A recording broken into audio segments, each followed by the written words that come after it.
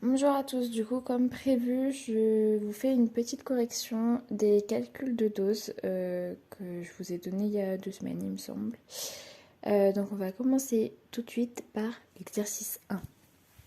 Donc ici on vous demandait, on vous précisait que voilà on doit perfuser un patient avec une poche de NaCl de 500 millilitres en y ajoutant du coup 2 grammes de NaCl et 1 gramme de KCl et le tout sur 12 heures.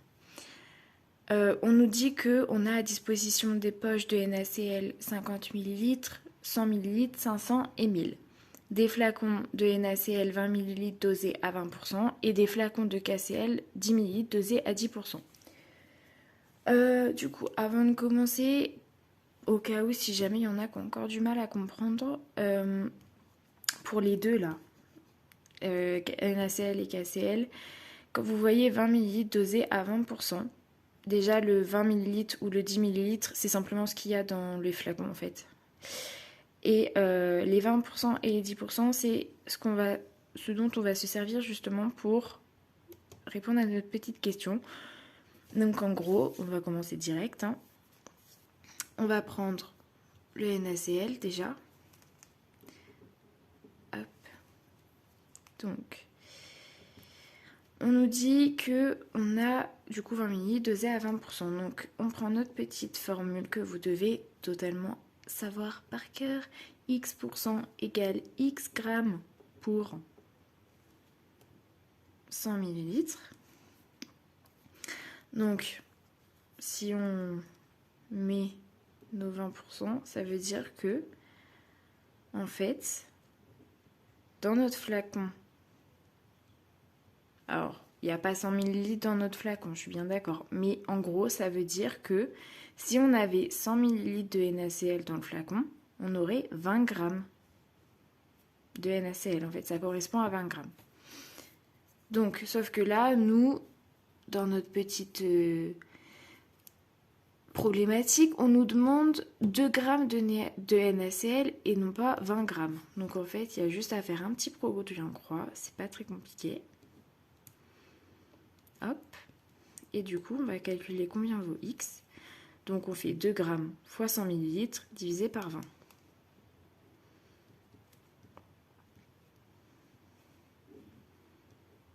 Essayez de détailler un maximum pour vos partiels. On ne vous le demandera pas autant en deuxième et en troisième année, mais il faut bien mettre les formules, au moins une. On ne la remettra pas pour le pour le KCH, je dis bien, mais il faut au moins la mettre une fois. Comme pour vos débits, il faut au moins mettre une fois la formule pour qu'on soit sûr. Et mettez bien toutes vos unités.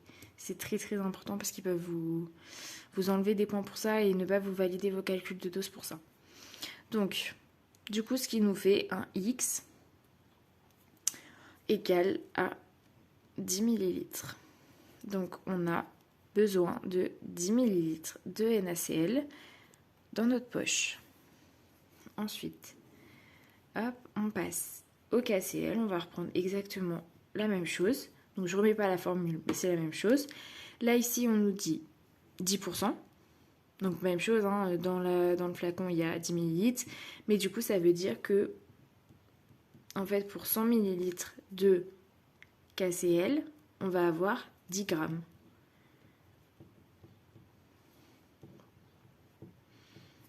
Hop. Donc, du coup, nous, ici, on veut simplement 1 gramme de KCl. Donc, même chose.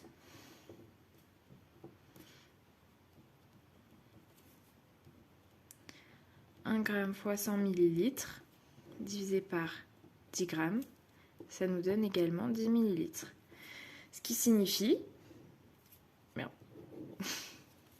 Ce qui signifie ici que du coup, en fait, vous devez rajouter 10 millilitres de NaCl et 10 millilitres de KCl dans votre poche à perfusion. Et ce qui nous amène du coup à notre petite question B, donc qui est de calculer notre débit. Comme on doit rajouter ça et ça, en plus de notre poche de 500, puisqu'on l'a à disposition. Faites bien attention à ça aussi. Je vous expliquerai après. Du coup, ça veut dire que déjà, on va mettre notre formule de débit, donc qui est peut-être un égal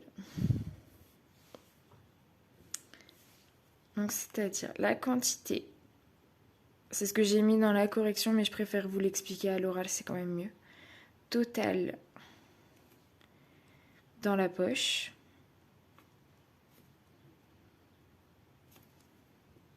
fois les 20 gouttes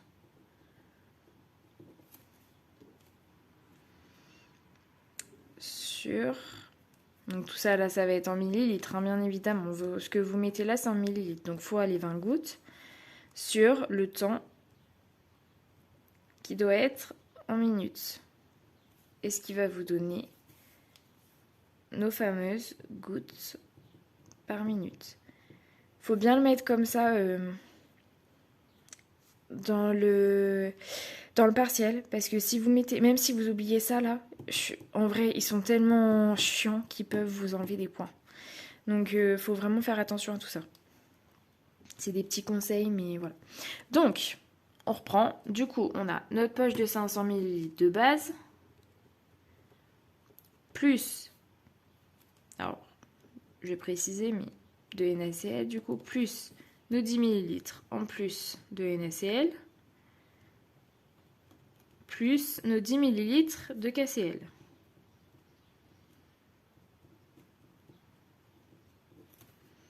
Tout ça fois 20 gouttes. J'abrège, mais voilà. Hop. Sur le temps, donc le temps, on nous dit qu'on veut mettre notre poche sur 12 heures.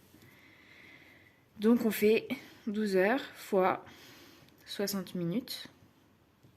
Hop. Et du coup, ce qui nous donne un débit, donc bon, vous faites le calcul, tout ça. Donc vous avez un total dans votre poche de 520 millilitres, donc fois les 20 gouttes, sur le temps, donc 12 heures pour 60. J'ai pas ma calculatrice.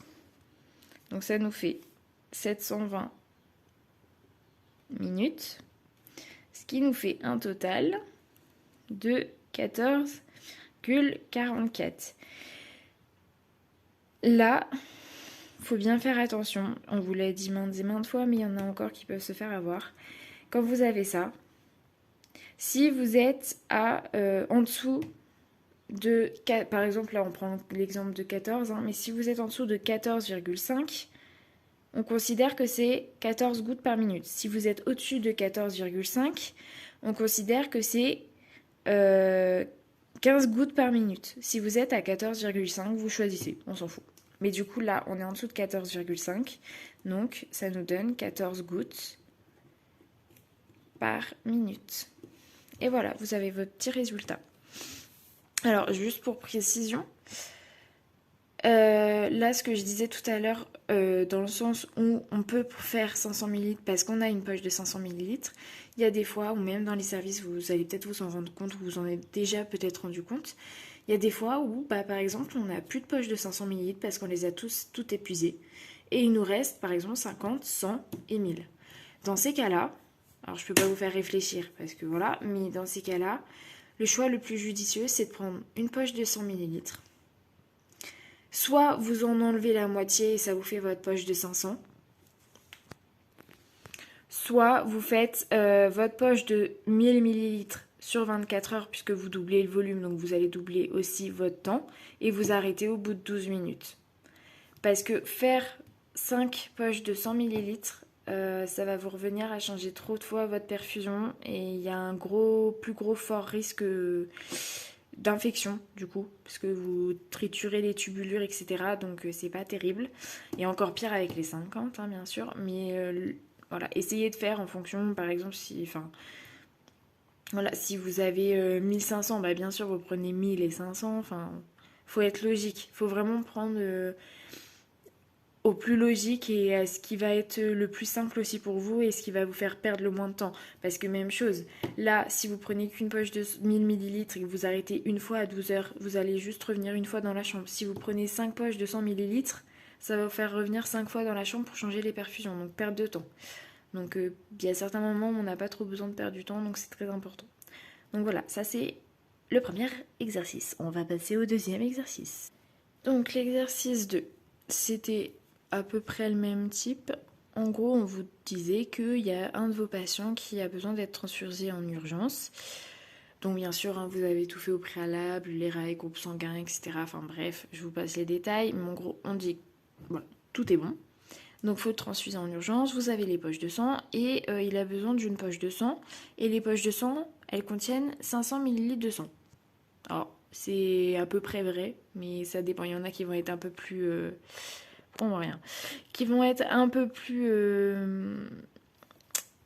un peu plus important. Désolée, j'ai un petit souci avec mon téléphone. Alors, et du coup, on vous demande que cette poche, elle soit passée sur 1h30. En général, une poche de sang, faut la passer entre 1h et 1h30, grand maximum 2h, mais il faut pas les dépasser parce que ça reste quand même de l'urgence et ça peut vite coaguler, donc faut se grouiller quoi. Et du coup, on vous demande de calculer son débit. Donc on est parti.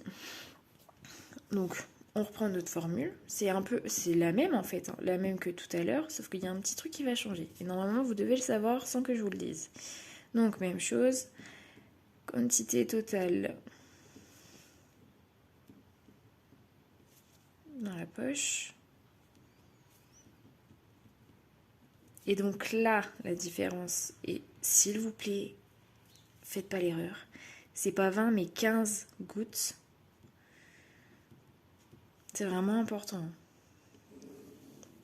Hop, pareil sur le temps, en minutes. Alors pourquoi 15 et pas 20 ? Parce que le sang, il est un peu moins fluide que de l'eau. Donc forcément, ça va mettre plus de temps à couler. Donc on considère qu'il y a une différence de 5 gouttes par minute. Et donc du coup, même chose, gouttes par minute. Hop. Et donc,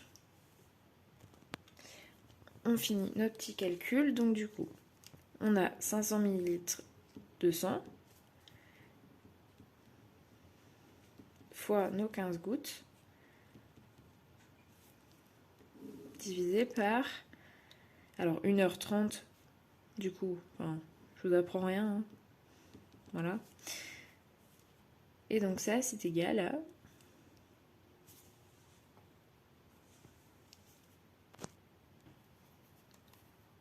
83,33. Et même chose que tout à l'heure, ça marche exactement pareil. Ce qui nous donne du coup 83 gouttes par minute. Et là, du coup, vous avez fait vos 2 premiers exercices et ils sont pas super compliqués. J'espère que vous les avez réussis. Et voilà. On va donc continuer avec l'exercice 3 où je me suis d'ailleurs rendu compte qu'il manquait un petit élément qui a pu vous perturber. Du coup, dans cet exercice, on vous demandait d'administrer 3 grammes de potassium sur 24 heures en pousse-seringue électrique à un patient et qu'on devait préparer la seringue du coup avec 30 ml. Et la précision que j'avais pas donnée, c'est que les ampoules d'1 gramme de potassium, ça fait 10 ml. Là, je l'ai rajouté là pour que vous compreniez bien. Mais le potassium, ça ne se dilue pas. Ça se met pur.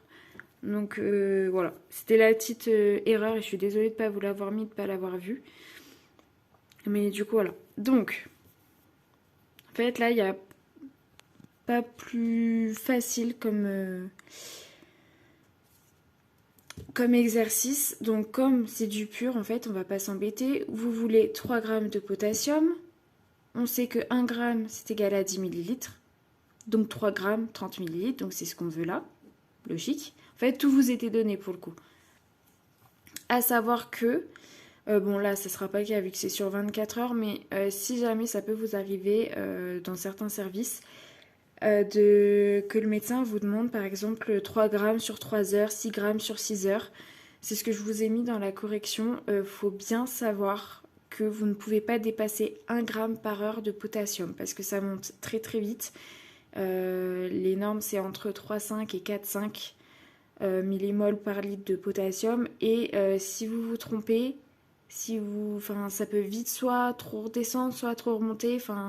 Faut vraiment respecter les doses prescrites parce que c'est très important. Donc du coup, on va passer. J'ai changé de couleur du coup. On va passer donc à notre correction. Alors, vous n'êtes pas sans savoir que la formule d'un débit au pouce-seringue électrique, c'est le volume total de la seringue sur le temps, et ce coup-ci c'est en heures. Donc là, votre volume total du coup c'est 30, donc 30 millilitres, et votre temps c'est 24 heures.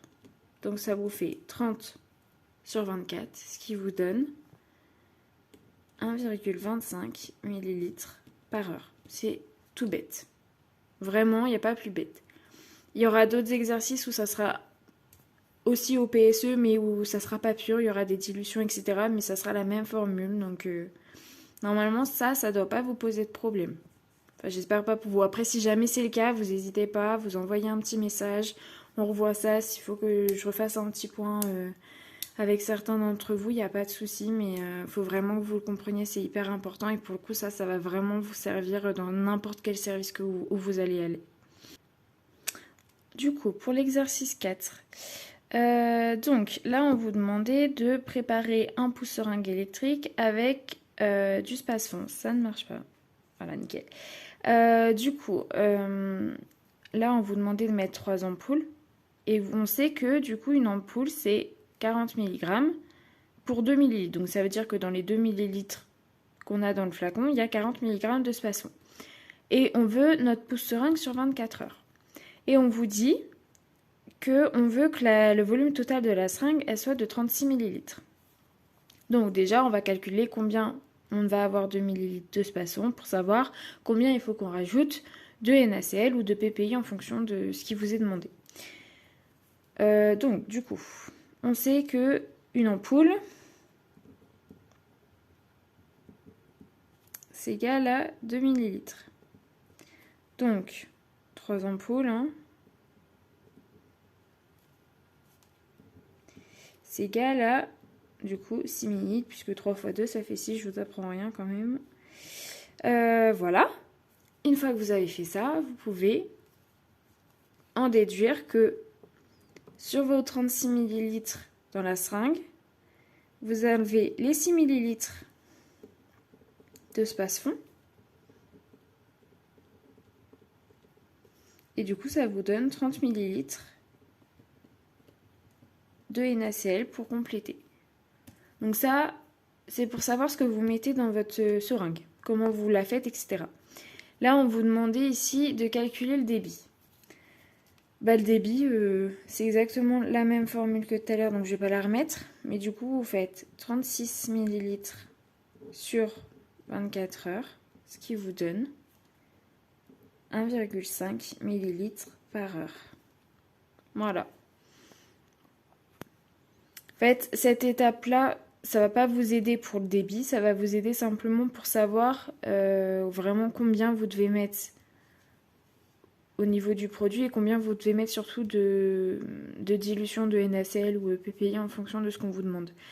À savoir qu'en général, on utilise beaucoup plus de l'ENaCl que le PPI. Perso, je ne l'ai jamais vraiment vu utiliser dans les services. Ou alors du G5 en fonction. Ça peut exister aussi, mais surtout du NaCl. Donc voilà, j'ai fait la correction du coup des 4 exercices. Je vous ferai aussi une correction plus détaillée du test qui est allé avec ces calculs de dose. J'espère que ça va vous aider ce que j'ai fait.